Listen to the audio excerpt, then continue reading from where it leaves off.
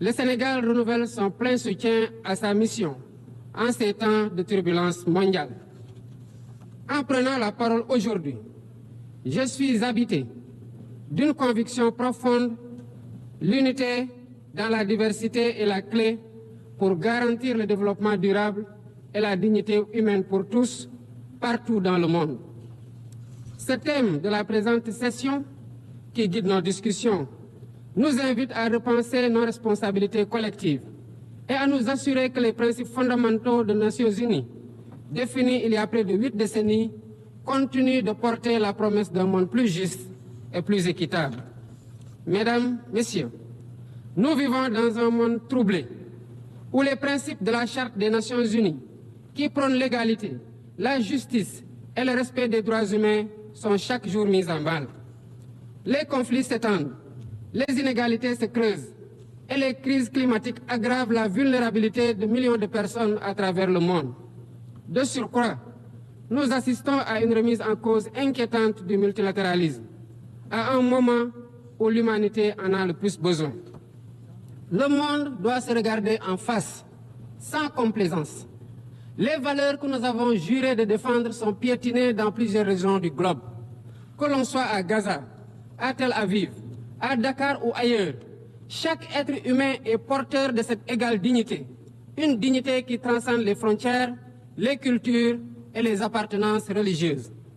C'est notre devoir à tous de veiller à ce que cette dignité soit protégée et respectée pour chaque être humain, sans exception. Ce devoir est l'essence même des Nations Unies.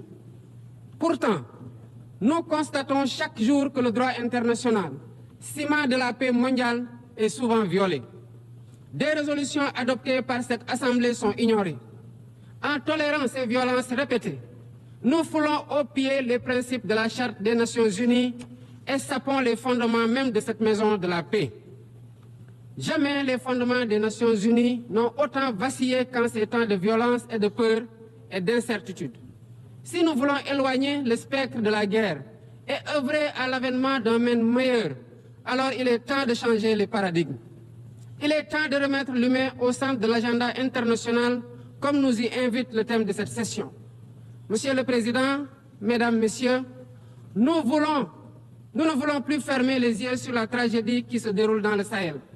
Des groupes terroristes sèment la terreur, pillent, tuent les populations civiles innocentes. Cette région, autrefois stable, est désormais en proie à une violence quotidienne, tandis que les Nations Unies, particulièrement le Conseil de sécurité, restent trop souvent inertes. De même, nous ne pouvons pas accepter que le Sahel devienne le théâtre de rivalités de puissances étrangères, dont les affrontements ne font qu'aggraver la déstabilisation de la région.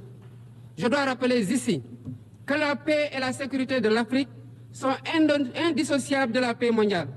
Il est impératif que le Conseil de sécurité remplisse pleinement son rôle de garant de la stabilité internationale. J'exprime à nouveau la préoccupation du Sénégal face à la situation tragique qui perdure en Palestine. Des générations entières y ont grandi sous l'ombre de l'oppression, privées de leur droit fondamental à un État viable. Le Sénégal, en tant que président du Comité pour l'exercice des droits inaliénables du peuple palestinien, appelle à un cessez-le-feu immédiat et durable. Nous réitérons notre soutien à la solution des deux États, avec Jérusalem-Est comme capitale de la Palestine, conformément aux résolutions pertinentes des Nations Unies. Cette guerre qui n'épargne ni femmes, ni enfants, ni infrastructures vitales est une plaie ouverte sur la conscience internationale. Il est impératif que le droit international humanitaire soit rétabli dans toutes les zones de conflit et que les Nations Unies jouent pleinement leur rôle de médiateur et de garant de la paix. Mesdames et Messieurs, la paix n'est pas seulement l'absence de guerre. La paix, c'est aussi la possibilité pour chaque être humain de vivre dans la dignité, de se nourrir, de se loger, de s'éduquer et de recevoir des soins. Or, aujourd'hui, plus de 750 millions de personnes ne mangent pas à leur faim et des millions basculent chaque jour dans l'extrême pauvreté. Ces chiffres éloignent de plus en plus le monde des objectifs de développement durable fixés pour 2030. Nous ne pouvons plus accepter que les mécanismes de gouvernance mondiale continuent de reproduire ces inégalités. Il est alors temps de rompre avec la logique du chacun pour soi est de bâtir un nouveau contrat social global fondé sur la solidarité et la coopération. Ce contrat doit inclure des réformes majeures pour s'attaquer aux défis politiques, économiques, environnementaux de notre époque. Premièrement, il est impératif de sauvegarder et de renforcer le multilatéralisme comme cadre unique d'action pour la paix et la sécurité internationale. Cela passe par une réforme urgente des institutions mondiales, notamment le Conseil de sécurité, le FMI, la Banque mondiale, afin qu'elles soient plus inclusives et qu'elles reflètent les réalités géopolitiques et économiques actuelles. Le continent africain, en particulier, doit avoir une place plus importante dans ces instances de décision. Deuxièmement, il est temps de corriger les injustices économiques qui freinent le développement de nombreux pays du Sud. Le commerce illégal, l'évasion fiscale, les flux financiers illicites et les congés fiscaux abusifs ruinent les pays en développement, notamment en Afrique.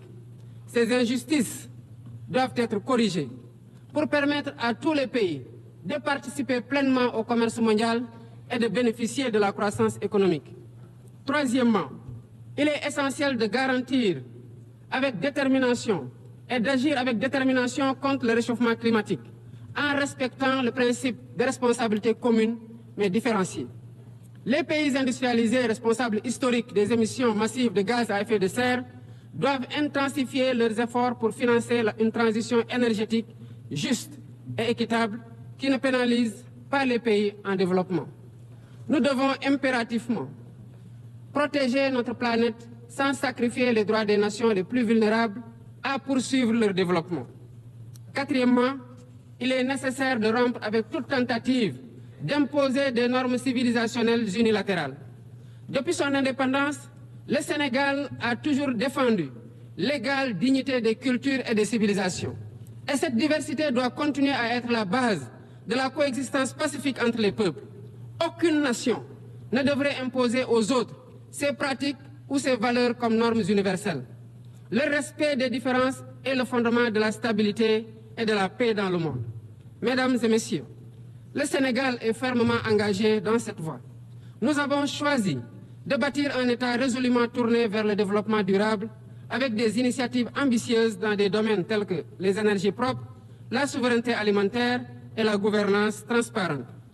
Mais nous savons que pour réussir, nous avons besoin de l'action collective et de la solidarité internationale. Aucun pays, aussi puissant soit-il, ne peut relever seuls les défis qui menacent l'humanité. Il nous faut donc agir ensemble, unis dans la diversité, pour construire un avenir où la dignité humaine est respectée, où la justice prévaut et où la prospérité est partagée. C'est par la coopération et le respect mutuel que nous surmonterons les crises qui secouent notre monde. Je vous remercie de votre aimable attention.